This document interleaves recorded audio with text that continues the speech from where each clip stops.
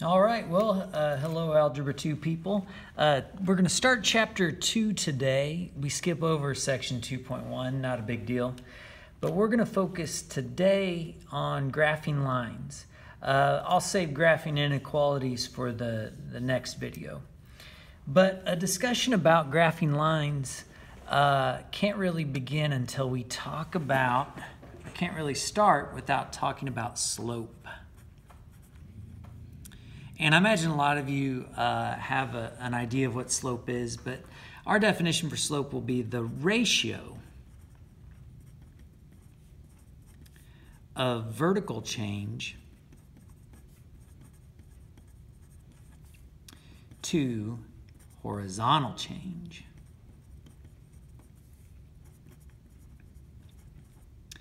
And if you're not remembering what a ratio is basically a fraction. It's a fraction that compares vertical change to horizontal change. And you know what? You may remember it as this, rise over run. It's a good way to remember it. Also, a lot of people think of slope as a measure of steepness. And slope actually has a lot of applications in the world we live in, such as ramps for accessibility. The ramps can't have too steep of a slope, or else they're not very advantageous for wheelchairs and things like that. Also, they call it pitch of a roof, or the slope of a roof. If there's not enough slope, if the slope's not big enough, then rain won't flow off the roof adequately, and you may get a leaky roof. So slope's used a lot in this world that we live in. But in the algebraic perspective, we're going to be thinking about slope in regards to graphing, and in particular graphing lines. So if you're thinking of a coordinate plane, all it really takes is 2 points to make a line. So when given 2 points, that's going to establish a line. And when you're given 2 points, you don't actually have to graph it to figure out your rise over run. You can actually use a formula here. Slope is often referred to as m. And to calculate the slope given 2 points, you subtract the y values of the 2 points. And then you subtract the x values of the 2 points. So subtracting the y values gets how much vertical change, so the rise.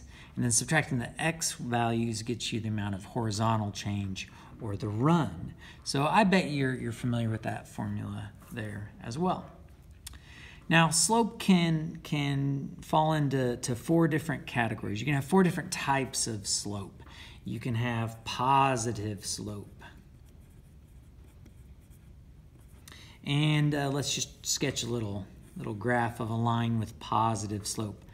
Positive slope will look like this. It rises. It rises. Now, it rises from left to right. Okay, positive slope, that's an example of that. You could have negative slope.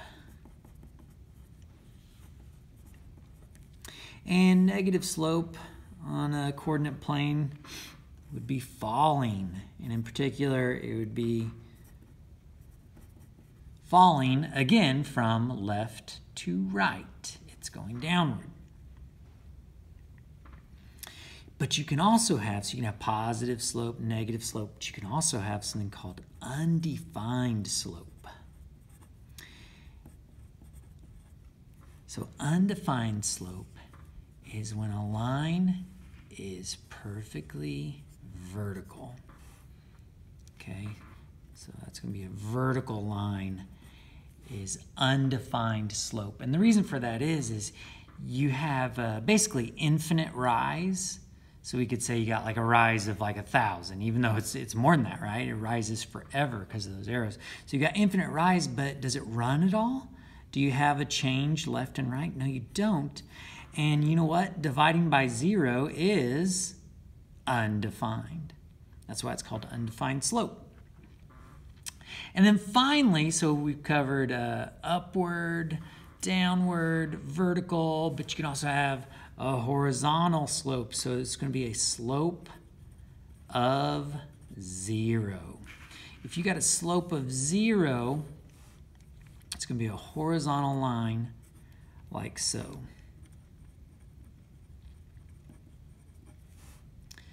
And this makes sense as well, because how much is it rising? Nothing. It's not rising at all. It's running a ton, right? There's lots of run, but 0 rise. So it's a slope of 0. All right. So let's do a few examples here. What would we actually do with this? Well, one thing you could do is you could find the slope of the line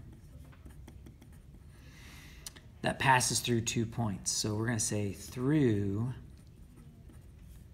points 6, 4, and 4, 0. And we're going to use that formula that we discussed from up above, where m is equal to y2 minus y1 over x2 minus x1. And I got to tell you, I rarely write this formula out when I use it.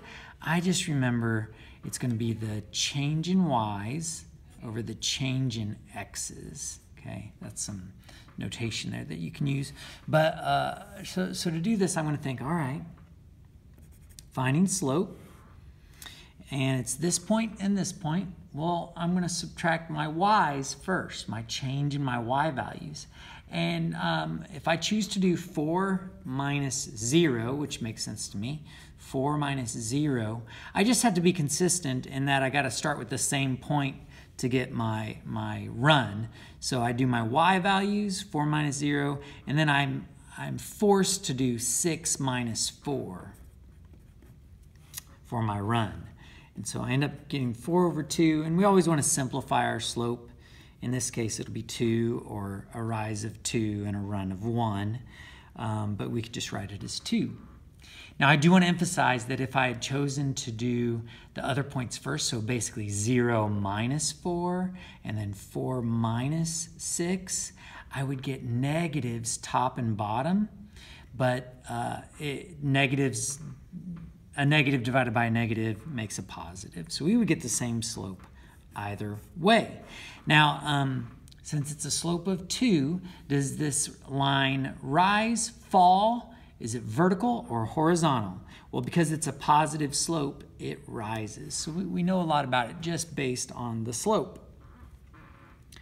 All right, let's move on to another example.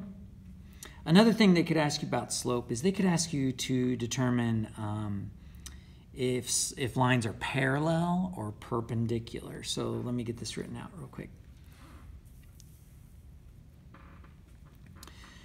Determine if the lines are parallel, perpendicular, or neither.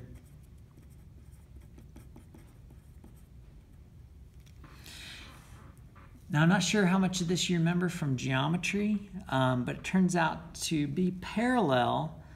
That means that the lines never intersect. And to be parallel, they're going to have the same slope. To be parallel, they have to have the same slope. Now, it turns out they have to have the same slope in different y-intercepts, so they can't be the same line, basically. But they got to have the same slope. To be perpendicular, the relationship is that the slopes are opposite reciprocals. The slopes are opposite reciprocals. Doesn't matter if the y-intercepts are the same or not. Doesn't matter at all. But to be perpendicular, the slopes would have to be opposite. So one positive, one negative, and then they have to be reciprocals as well. So, if you had 2, the reciprocal of that would be 1 over 2. If you had 2/3, the reciprocal would be 3/2. But one would need to be positive and one would need to be negative. And hopefully that's familiar from you're actually from Algebra 1 and in geometry. So here we go. We've got line 1. And line 1 passes through point -6, 2 and 3, 5. Line 2 passes through 4, 1 and 1, 0. I'm going to switch colors here to kind of differentiate, but if we're going to determine if the lines are parallel, perpendicular, or neither, we're actually going to have to find the slope. So let's calculate that first. Subtract my y's. I'm going to do 5 minus 2 just to avoid a negative on top there. But then on the bottom, I got to do, since I did 5 minus 2, I'm going to have to do 3 minus -6. I really have to be careful with my signs here. If I add the opposite, they become positive. So I'm going to get a slope of 3 over 9, which is actually 1/3. So kind of think ahead, what if this relationship's going to be parallel, what's this slope going to have to be? It's going to have to be 1/3, isn't it? But what would the slope have to be of line 2 if it was going to be perpendicular? Well, it would have to be the opposite, so negative, and then reciprocal, flip it over, 3 over 1, or just 3. If it's neither of those, then we know our answer is neither is the relationship. It's neither parallel nor perpendicular. But let's take a look. I'm going to do 1 minus 0, subtract my y's, subtract my x's, it'll be 4 minus 1. And I get a slope of 1/3.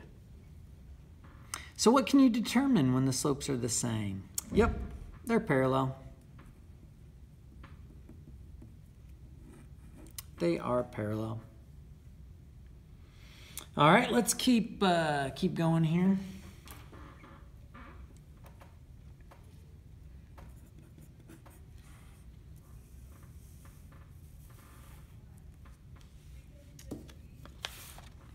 The last thing we'll do before we actually start graphing is we're going to make sure that we understand how to find the slope and the y-intercept of lines. So that's what we'll do for our next example here.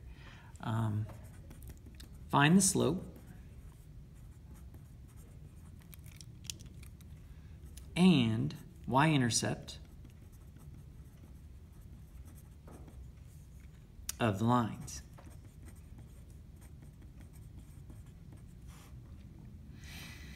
And you're just given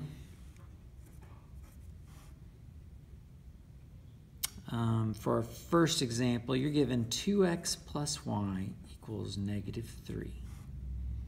And I'll go ahead and give you your second example. Your second example is a little more involved. -3x minus 4y plus 7 equals 2x minus 7. All right, so how do you do this? How do you find the slope and y-intercept of two equations, of an equation? How am I going to find the slope and y-intercept of this line? Well, just to remind you, I should do a little bit of reminding. So slope is the measure of rise over run. It's the steepness of a line. But the y-intercept is where the line crosses the y-axis. So right there's that y-intercept, or that y-intercept. This one does not have a y-intercept. Vertical slopes do not have y-intercepts. They have an x-intercept where they cross the x-axis, but no y-intercept. This horizontal line has a y-intercept where it crosses the y-axis. So without graphing, we want to figure out how to get the slope and y-intercept of a line, of an equation. Well, to do that, we're going to do y equals mx plus b. And I bet you still are comfortable with the slope-intercept form. Turns out when you solve for y, when you've got variables of x and y and you solve for y, you can derive the slope and y-intercept directly from the equation, which is pretty darn cool. So what we're going to do is we're going to get y by itself. And we practiced this skill in our previous chapter. We want to get y by itself. Well, you know what? It'd be a good idea to subtract 2x. Keep it balanced. And to be in slope-intercept form, I'm going to do the minus 2x first, followed by a minus 3. And slope-intercept form tells us that our slope is negative 2. We could put it over 1 if you'd like. And our y-intercept is negative 3. And that's all there is to it. Slope-intercept form is a very valuable formula to know. But it all begins with getting it in the right format, solving for y. So let's slide over here. Negative 3x minus 4y plus 7 equals 2x minus 7. And we want to get that y right there by itself. Well, to do that, yeah, I'm going to have to divide by this negative 4 here eventually. But before I do that, I'm going to go ahead and use inverse operations for addition and subtraction, get that out of the way first. So I'm going to add a 3x over, and it will combine with that 2x. I'm going to subtract a 7 over, it will combine with that 7, that other constant. So at that point, I'll have negative 4y equals 5x minus 14. And then divide by negative 4. Now, I do insist at this point now, because we want to do slope-intercept form, that you distribute your division. So what we get is, I'm going to rewrite this more nicely. That x can just go down on its side here. So basically, this is x over 1, but we can just write it as x. And then write negative 5/4 out front. That's equivalent.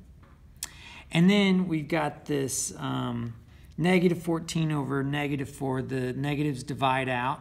And then we can actually simplify 14 over 4. A 2 is a factor of both of those. We can divide that out and get 7 halves.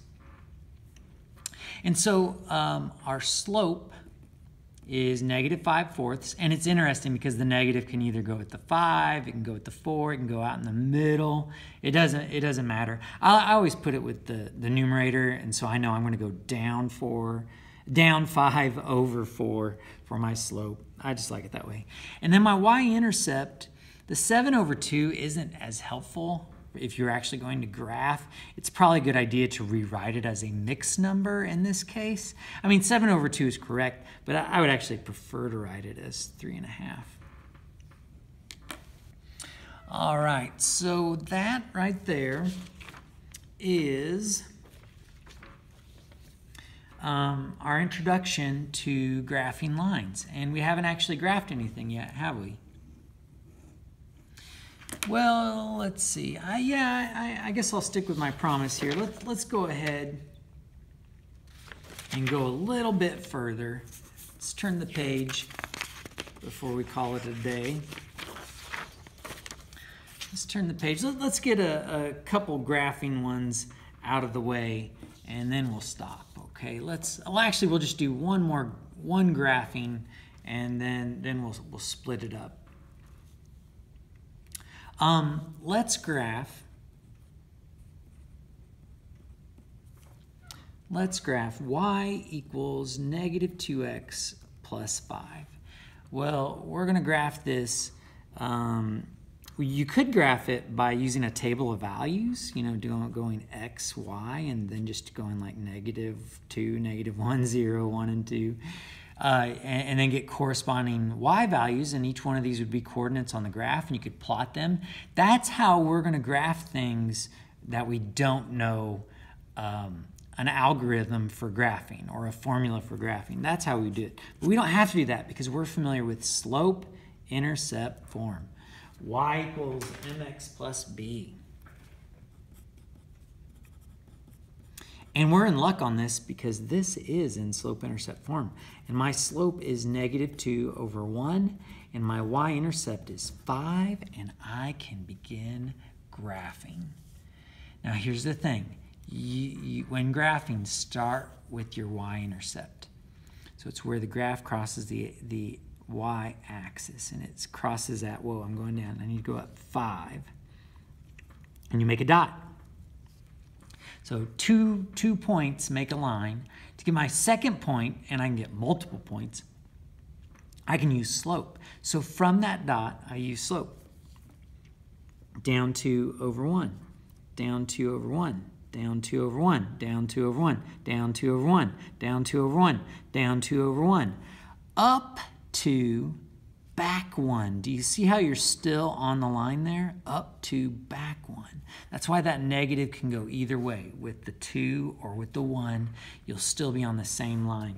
Now I do encourage you to use a straight edge. Let me get one real quick. I encourage you to use a straight edge to draw your lines because it's just a lot more accurate.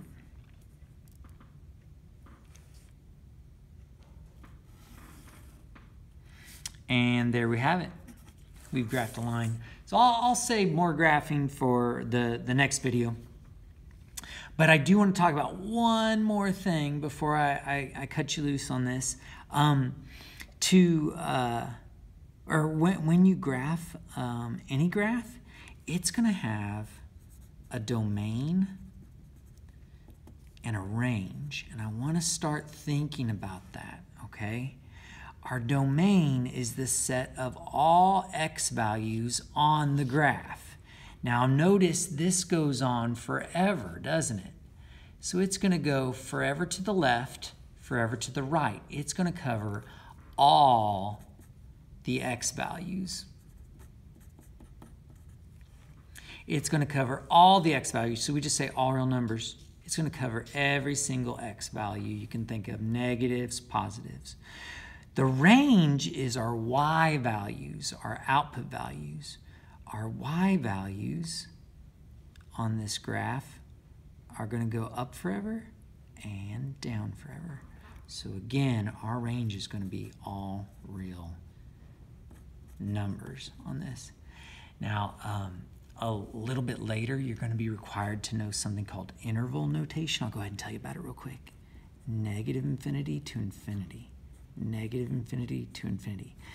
Left forever, right forever, down forever, up forever. So anyway, we'll stop right there. You're going to get a handout tomorrow, and I'll specify which questions to do on that handout. But this is a good place to stop. Hey, thank you so much for watching. Have a great day.